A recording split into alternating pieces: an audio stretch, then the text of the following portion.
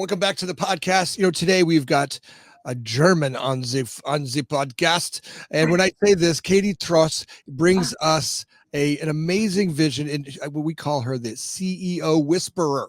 Right? When I talk about whisperer, she has guided some of the best CEO and some of the fastest growing companies out there, and she's got a knack for helping you become a great CEO. And with that, Katy, welcome to the show. Thank you, Anthony. I'm excited for this. When we work on CEO mindset, it's one thing to be an entrepreneur. You're in this warrior mentality. I got to start my little business. I got this thing going. Now I've got an organization, and I'm accountable for running a much different experience than it was being the beginning startup warrior entrepreneur. And to make that shift, right, takes a little bit of support and talk about how do you help them make that shift. Totally. Yeah, I'm looking forward to our conversation. I think it's really interesting because the organization takes on a life on its own, really. And all of a sudden, you don't have the control over everything anymore, and things happen that you don't know about. And so I think just optimizing yourself as a CEO is quite crucial to lead the company to success, and also to just be a successful CEO and not be replaced by your board. Well, right. I mean, nothing worse than all of a sudden realizing, well, I'm the bottleneck and I need to get out of the way and not being asked to get out of the way, being told you're getting out of the way. Yeah. Right. That's a painful experience for anybody who's gone through that. Definitely. And I would say the best CEOs, they acknowledge that, and they know that there is room to grow always. And as the company grows, they have to grow, and they seek that help and the support to really step into that role. My judgment is that being vulnerable is the key to developing yourself. The information who I was when I got here will not take our company where I need to go in the future. Exactly. Right? How I am now, just like it seems like, and I think most people that get to that role know that. Yeah. But there are some of those people that are pretty, staunch and like, no, I know what I'm doing. I got it all figured out. I actually worry about those people more than anything. Very true. I would say the people that I encounter, they are usually more humble. That's probably why they reach out. But I'm not the only support for them. Usually they have a really good chair. They have a very good board, very good executive team, mentors outside the business, etc. So they just know that the relationships that they built and the support system they built is really what helps them accelerate. And I'm just one piece of that. And yeah, it's an exciting journey to be on, really. Not easy, but you can make it easier for you if you just know who to plug in. And it's, as you know, always a who problem, not a what problem. So whenever you have a challenge, ask who can help you and not what needs to be done. And usually you get to the solution much faster. That's beautifully said. Let's talk a little bit about how do I, start my engagement. I'm now in this role. I realized I want to coach. I want to bring you on and start to look at I need that support, right? I'm going to build a relationship with you, and it's a lot like getting in a real actual like a marriage, or having a great a support person is. I feel really vulnerable when I do that. Yeah, I think it's as you said, it's all about setting expectations.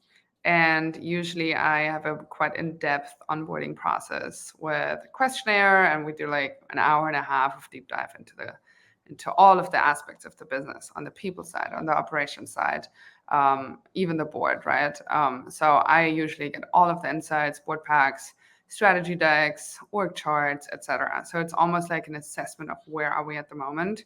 And as you know, in every organization, there's always room for improvement in pretty much any aspect of the company, but you want to focus on what's the most impactful. So you could implement a whole laundry list of items that would optimize the business, but it doesn't necessarily mean that it's the best use of your time, right? Especially if you're a busy CEO, you only have so many hours in the week, and you have to run your exec team and your board, etc.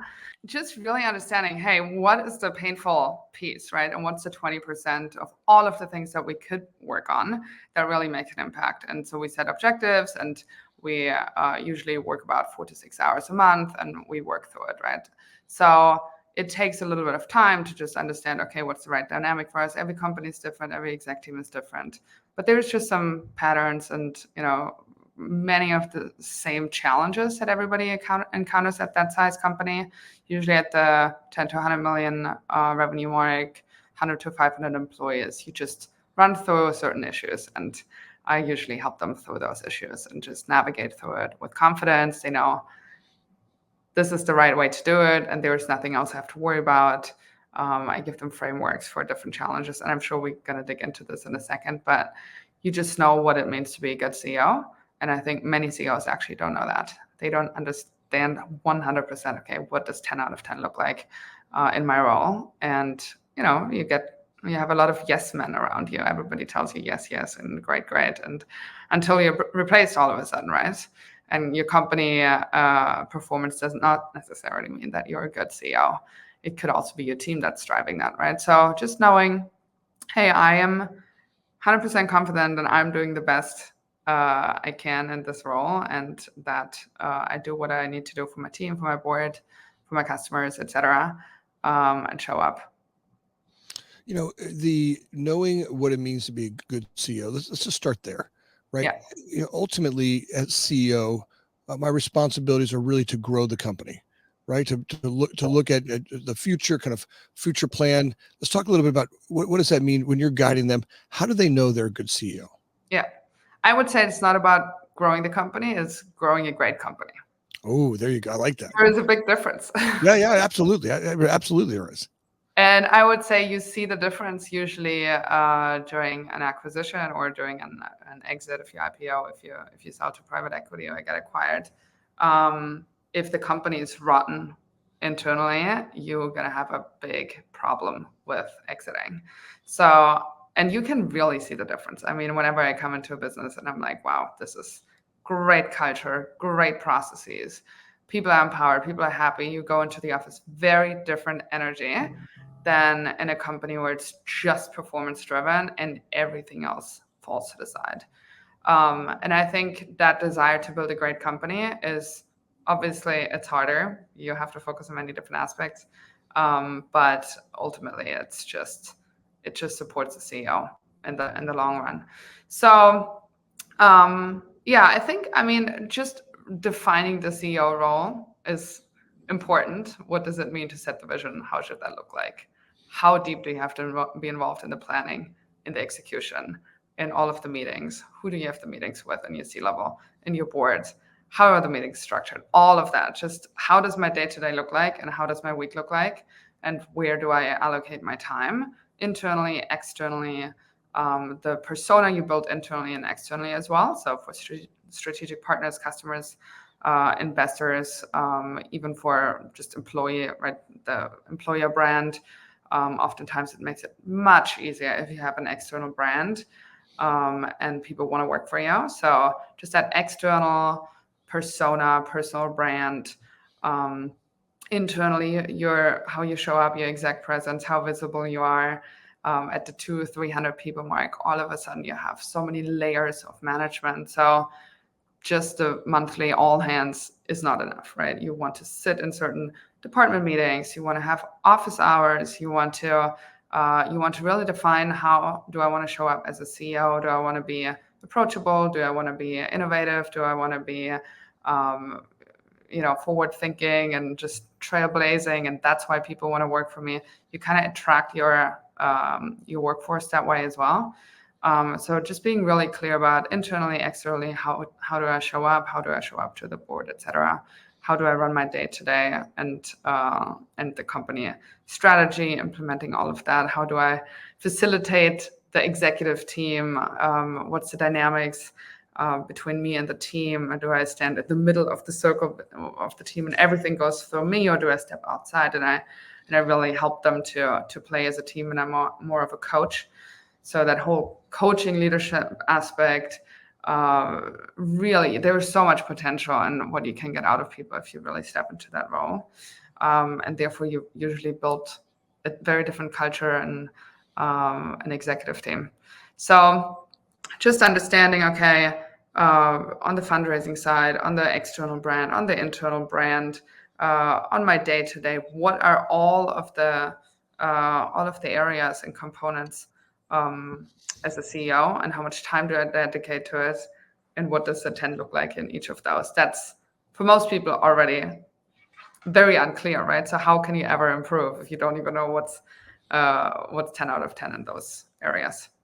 Well, I think first you got to identify what are the 10 areas, right? What are my areas that I'm going to work on? When you talk about, who am I to my leadership group, right? Am I the leader of leaders or am I leader of followers? I think that's a common one that I've watched falter with lots of CEOs. Look, I've even struggled that with businesses that I've grown. Yeah. People look to you to come get an answer, and they're oftentimes they have the answer they need. They're just looking for your approval. And sometimes we create these cultures where I become the bottleneck for that. And I go back and look, or one of my coaches will work with me, or someone like yourself that I'm working with, go, yeah, that's not your role. That your role is to let them go do that, give them the bumpers and guide rails to make sure they don't go off track. But your vision, your goal here is to have them be a leader and have them develop it. Them coming to you asking for the question. So talk when you're coaching, like how do you catch that? How do you support them through that? Do you do practices? Are there things that you do as a coach? And by the way, what do you call your role? A CEO, coach, and advisor. I sit on Okay. advisory boards as well, and I would say CEO and coach and I advisor. can't just call you the CEO whisperer.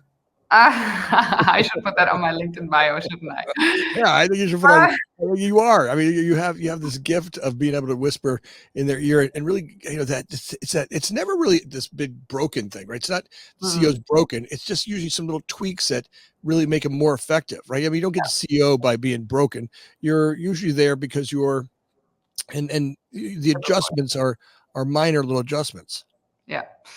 Yeah, it's interesting what you said about the leader of leaders and a leader of followers, right? And if you're growing a company at that speed, 200%, 100%, even 50% growth, and you're scaling your team, you oftentimes have to be both. So by that, I mean, you have people who are not so senior. So they might carry a C-level title, but they are actually VPs or directors, but they've just been with the company for a long time. And maybe you have to be a leader of followers in that scenario, right? And maybe half of your C-level or half of your direct reports, they do need that direction, and they do come to you with the questions, and the better answers. And in that case, you give that direction. But you also usually then hire very senior C-levels, and they've been through the scale before. They probably worked in some larger organizations, and they're just very experienced. And you don't want to treat them the same way. You really want to basically lead them as leaders and give them the autonomy.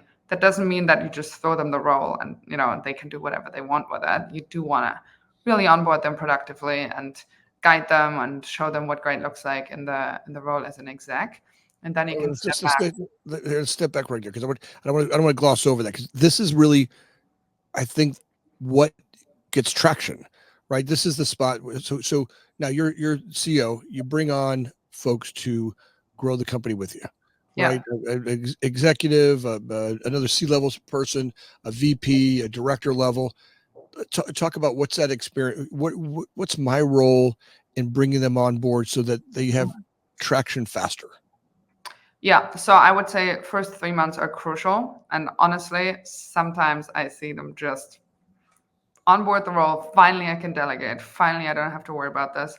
Your job is not done on their first day, right? With hiring them. That's when the real work starts. And you want to integrate them in the exec team. You want to make sure you have good exec team building, just habits and exercises. And we can get into that later as well. But you just want to guide through it, like 30, 60, 90 plans, very clear milestones, very clear KPIs. Make sure they meet everybody they can in the organization, like obviously not 500 people, but everybody who's necessary to meet. Make sure you have 30-day check-ins, 60-day check-ins, all of that. Like I have so many templates for what questions you ask, how they have to proactively prep their check-ins, etc. Make sure you talk to them every week, etc. And after 3 months, You look back, you see what have they accomplished. You've done everything you can, and you do a proper review.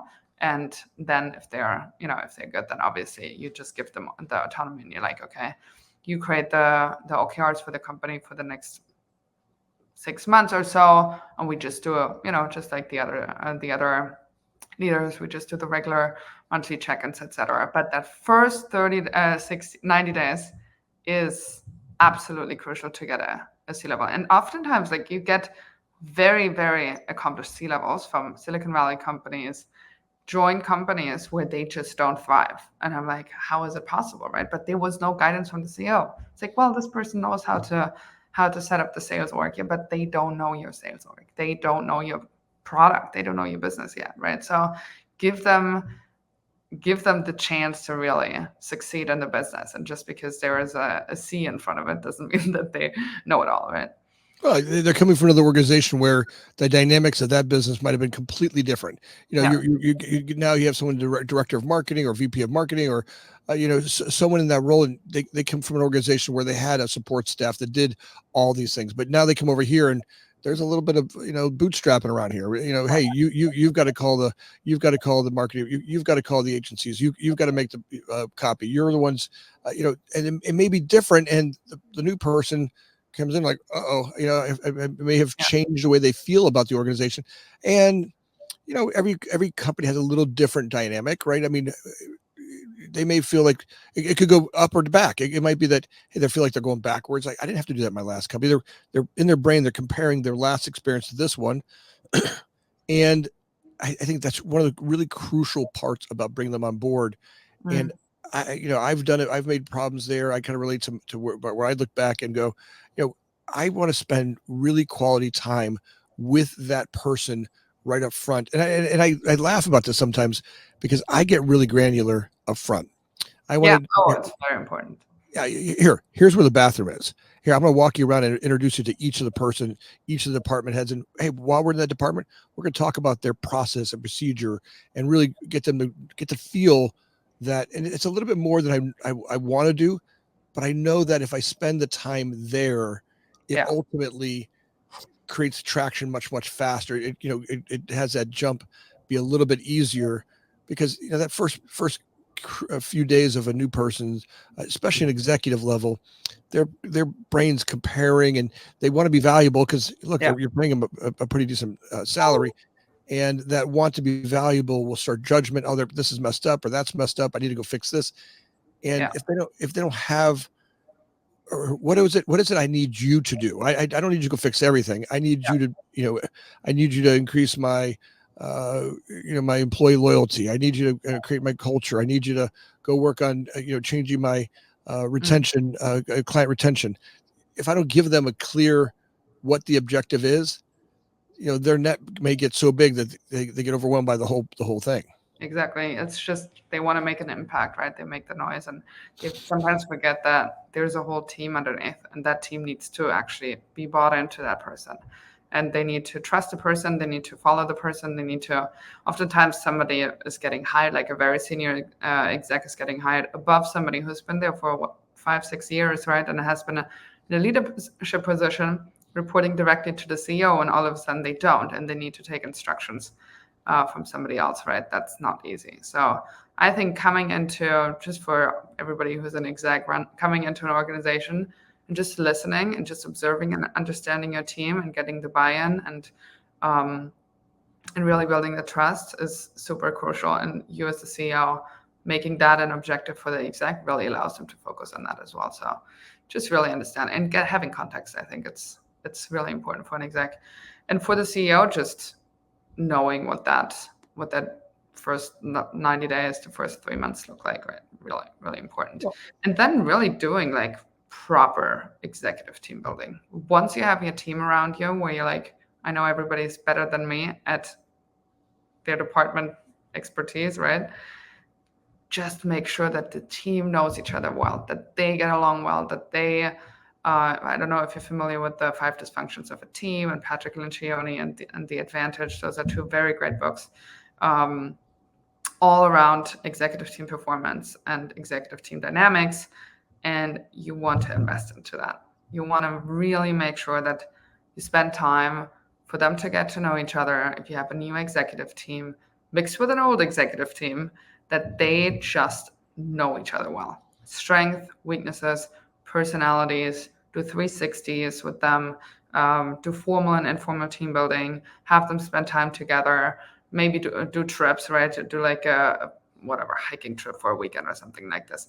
Just make sure that they know how to play the game together, because that's what really makes a difference for you to then be able to step out, go fundraise, step out, acquire businesses, step out, do business, meet customers, etc. So once you have your team in place, it really frees up your time to focus on other CEO responsibilities. Well, and for sure it does. I mean, having getting that that leadership gelling, right? So there's that affinity for each other. They're actually looking out for each other. If I've been with the company for 5 years and I make a mistake, not a big deal. But Yeah. that new person walking in and they make a mistake on day one or week one, and it's such a big bright light that gets shined on it, and no one has affinity. There's no relationships. That person all of a sudden becomes this, boss, we hired the wrong, we got the wrong person here, Yeah. and it becomes kind of a overwhelming experience. So how do we protect? How do we bring them on board in a way that keeps it really dives in deep to the nuanced stuff, which will give them ultimately way more power to you're hired them for a reason, right? They've got something that you want from them, right? An ability or something they've done before, or proven tech, a way of doing things. Now you just want to make sure it's guided to work for the organization that you brought them into. Yeah, it's a big topic. Onboarding new C-level, like be very careful with it. If it doesn't work out, make it cut at the first 3 months. Like don't try to drag it like on and on and on. The impact on the company is so big, especially in engineering and sales, where you just have big orgs underneath them. It can really, really mess things up. So just be super careful with it, even if you're desperate for a C-level in that role. But I would be very careful with it. And once they're on, like all of my clients who have a really great exec team, they can't stop talking about it. It's like, oh my God, my team is so great. Like I can just, deal with other stuff. So it's great. Let's talk a little bit about a CEO's habits, right? So, look, if you were going to set up a perfect week for a CEO, right? What might some of the habits be that they're looking at? What are we doing? Are they the first one in, last one out? Are they No, in every meeting? Not necessarily, no. So I would say just very frequent communication with the exec team. I usually like to split the tactical and the strategic meetings. So if you have a tactical meeting, let's say once a week or every other week even, I think with sized meetings, the meeting frequency decreases. So let's say if you had a tactical every week, I would say probably at 500 people, you probably do a tactical every other week. And then you have the monthly once a month, and you just discuss strategic topics and issues. You make decisions as an exec, etc. So just having that communication with the exec team is really important. Obviously, with the rest of the company, have your all hands. I usually have them hold monthly office hours where people can book 20-minute slots where they can ask questions, just talk about whatever is on their minds. And usually people actually book it, and they just get some, FaceTime with the CEO, which is great. And I would say lots of time to think and do your CEO responsibilities. So let's say if you need to prep a board pack or whatever it is, right? Just leave at least a day a week. It doesn't have to be at the same day, but you can have 2 mornings, for example, where you just have time to catch up on things. I always like to have all of the emails scheduled, so you don't just, in between meetings, you do the emails, but you have 2 to 3 slots a day scheduled for the emails, so you can actually get to inbox 0 by the end of the week, and you don't feel like, oh, I have to now work all of Saturday to catch up on things. I always recommend to have an hour, not half hour, an hour with your exec assistant and or chief of staff in the beginning of the week, just to proactively plan, like travel plans changed, etc. but you just, get them up to speed. They understand, okay, what's the priority for the week? Where do I need have buffer in between meetings? There is, I think, to a certain point, you can just push more and more into the calendar. And at one point, there is this inflection point of, okay, now I need to just change the way I do things, right? I cannot just do more of the same to accomplish more of the same. Eventually, you run out of hours. So every 6 months, I usually look at the CEO role and I optimize and change something. I drop something off, and then you have bigger blocks to usually meet investors, etc., and have thinking time and do your CEO responsibilities. And oftentimes, I do that with them, right? If I work with them an hour and a half a week or so, we usually go through what they have to do as a CEO, and they just get done with it faster instead of taking out, an hour or an hour and a half a week to. They feel like they're losing that time. It's really okay. And during this time, I can just focus on what I need to get done, and they usually are quite productive with it. So I usually like to optimize the week with them, and then also with the EA, you have some buffers in there. You have, let's say, 15-20% of your time that's unscheduled. So as things come, in your inbox and you need to take meetings, you're not gonna hang on until 10 p.m. every night. It's a marathon, right? So you can't just like keep going and work your 7 days a week. It's just not productive.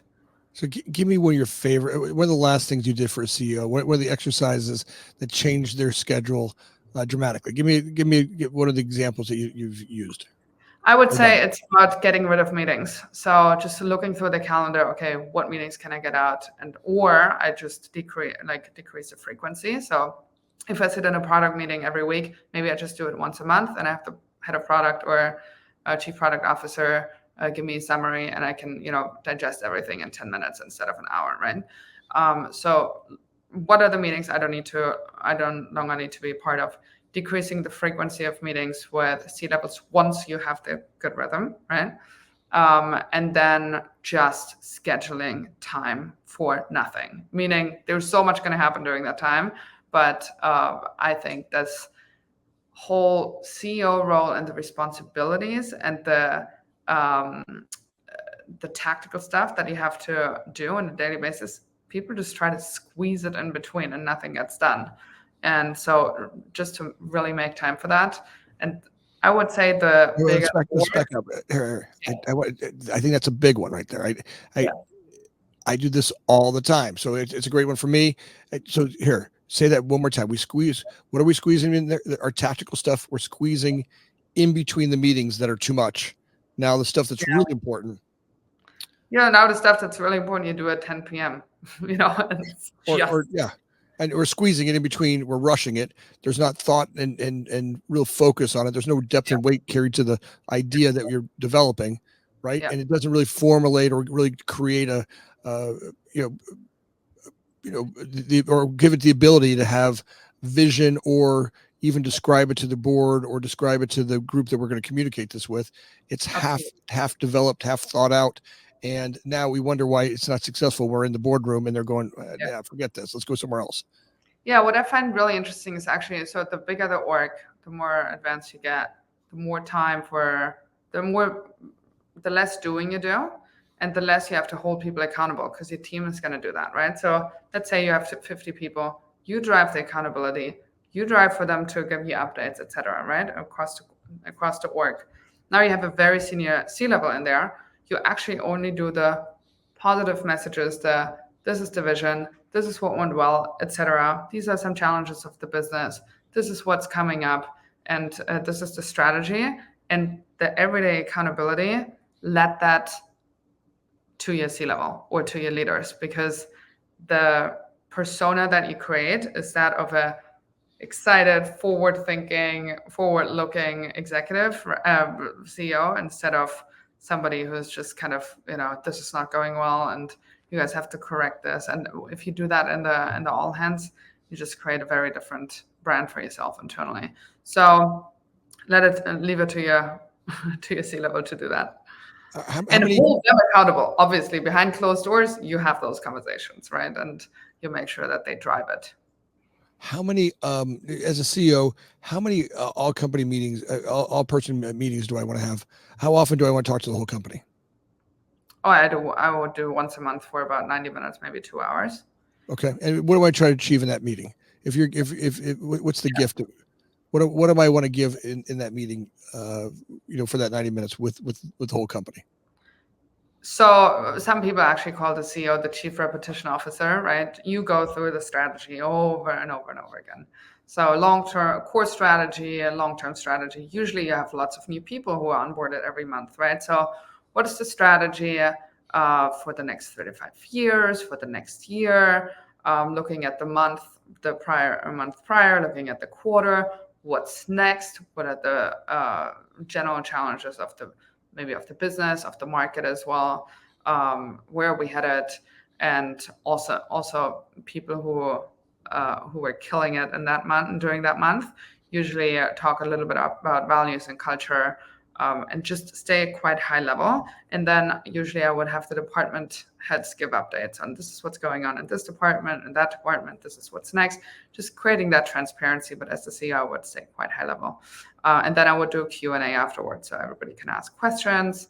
They can either submit it anonymously or they can just, talk at the. Are you in favor of anonymous, or are you in favor of having that kind of queued up for, for specific reason? I think it really depends. Sometimes if there is a sensitive, or let's say a little bit more of a dynamic in the team, I would keep it anonymous and people can submit it before. But I have companies where people just feel very comfortable putting it in the chat. I think it's going to be more difficult for newcomers because they don't really know. And they obviously nobody wants to ask them questions in front of 500 people, right? It's just not really. It's just not really how you make a good first impression. So I would probably lean towards the anonymous, or you collected before. But yeah, people do it differently. I don't think either or is like either one of them is like the one. Well, Katy, I am Katy Trost. I am so grateful to have you on. Look, like I could do this for 10 more hours with you, and CEOs and leaders of great companies out there. When we're looking for coach, we talk about coaches all the time here.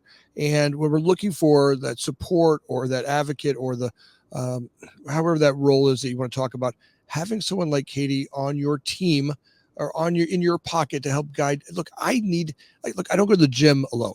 Right. I most of the time I start off with a fitness program. I don't do my nutrition alone. I tried, it didn't work. Right. I look, some of us have it in our marriages. Right. I mean, we have these people that support better thinking. If we want to live, if we want to practice getting better in all of our affairs, right? A great CEO isn't just great at the office. They got to be great at home. They got to be great in the gym. They got to be great at the dining table. That all takes bringing in, at least my judgment is, that none of us are born with this. It's not like I walk out going, I know how to run a board meeting. I don't. I need maybe through some repetition and some guidance, and I need support for that. I also need someone that I trust, like a Katy Trost, that can come in and go, look, you're just do a little bit here's a little pointer, and then that brings up some real confidence, and I get better and better at it, and I walk into those meetings and I sell the conversation better, and I get the buy-in from the team a lot better, right? I mean, it's just having that relationship with you creates that. Hey, Katy, if I want to bring you on board, if someone's listening right now and they want to bring you in, how do they get a hold of you? So you can find more information on my website, which is katytrost.com. There's also my email address. I'm also happy to send that to you, Anthony, actually. I'll put that down below. You just get in touch. Also, my LinkedIn profile, there's a bunch of articles that I wrote as well. Just gives you a little bit of an insight of the different topics that I work on the people side, on the upside, on the strategy side, on the CEO leadership. So you can find me there and just reach out. Well, just audience, I want you to know it's not easy to get on her list, but if you get lucky enough to have Katy come in as a coach for you, you will be It's an amazing relationship. So, Katy, I'm so proud to have you on the podcast, and look forward to having you on again in the Thank future. you. Thanks for having me. This was great. Audience, as always, like and subscribe. Last week I realized that there were 47% of you. We had over 2,000 listeners that downloaded. 47% of you guys didn't like and subscribe. Weren't subscribers. You guys made it all the way to the end, and you didn't subscribe. If you could take a second right now and do that, we get great podcasts or great guests on because they see our numbers and they'd like to be on our podcast. And it makes the world of difference to me and the team in the background that do all the hard work to get these great guests in. If you could take a second and do that right now, I'd be grateful. As always, thanks for listening.